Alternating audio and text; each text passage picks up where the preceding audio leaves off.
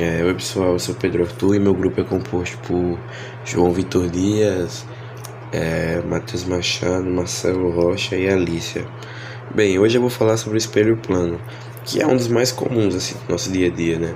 Porque a gente vê ele, por exemplo, nos banheiros, né, em lojas ou no retrovisor do carro, que eu acho que é o mais comum geralmente. Mesmo ele sendo simples, ele mostra pra gente de forma bem clara o fenômeno mais importante da óptica, que é qual? Que é a reflexão da luz. Vamos lá.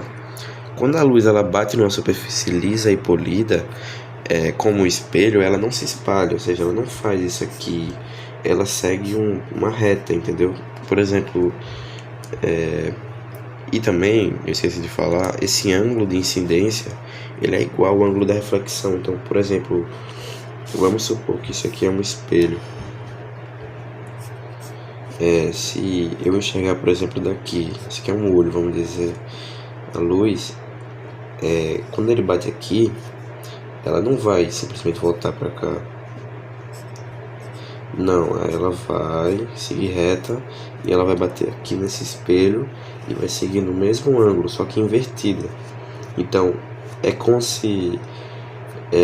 como não, a gente vê a região que está aqui, quando a gente coloca um objeto. Por exemplo, se eu tenho uma parede aqui e eu não consigo enxergar aqui, aí você pensa, e agora o que eu faço? Isso é muito usado também no exército ou na polícia, eles usam espelhos assim. Se a gente não consegue enxergar essa parte aqui, a gente pode simplesmente colocar um espelho aqui e aí ele vai projetar essa parte aqui, se o ângulo for igual, né? Quer dizer, agora se eu trocar, por exemplo, eu enxergasse daqui, a luz que ia bater ia voltar aqui. Aí, se por exemplo, se tivesse algum tipo de obstáculo aqui, eu já não ia conseguir ver. Essa lei é o que faz com que a gente consiga ver a imagem de forma nítida no espelho.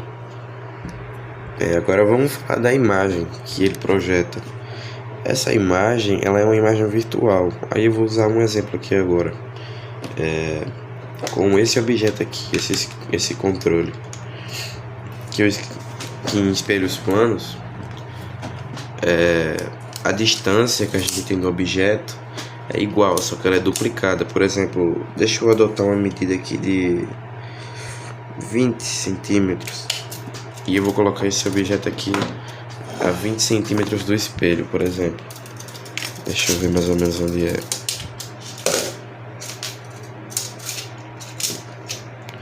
Mais ou menos aqui. Ok. Agora, o que tem de interessante nos espelhos planos?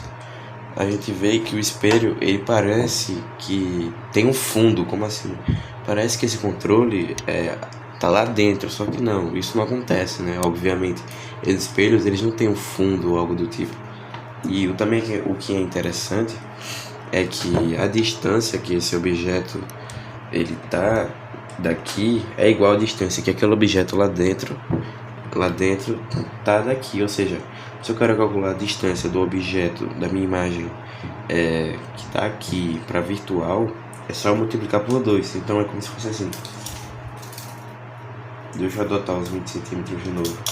Então é como se, por exemplo, a distância daqui fosse a mesma de lá. Quer dizer, é a mesma de lá.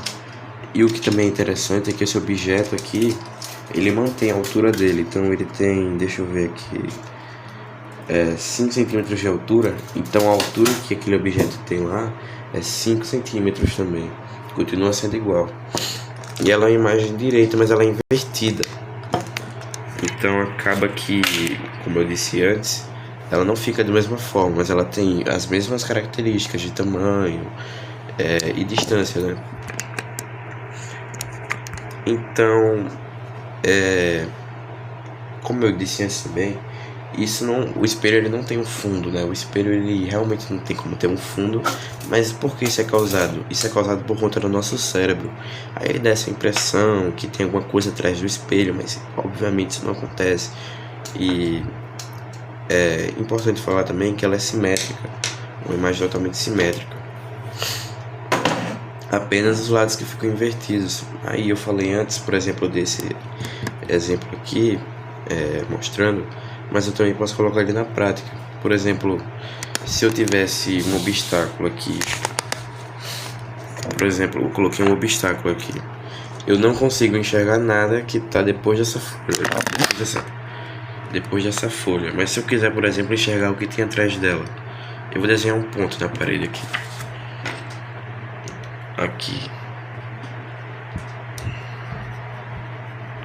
só de exemplo.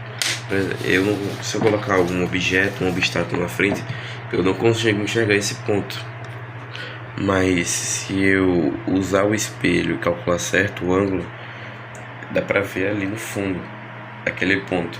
Então é bem útil isso, mesmo que a gente não use no dia a dia, mas assim, é algo bem interessante.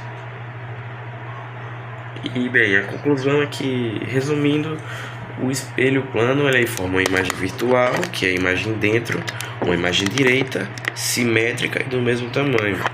E ela é localizada na mesma distância, como eu disse, só que multiplicada por 2.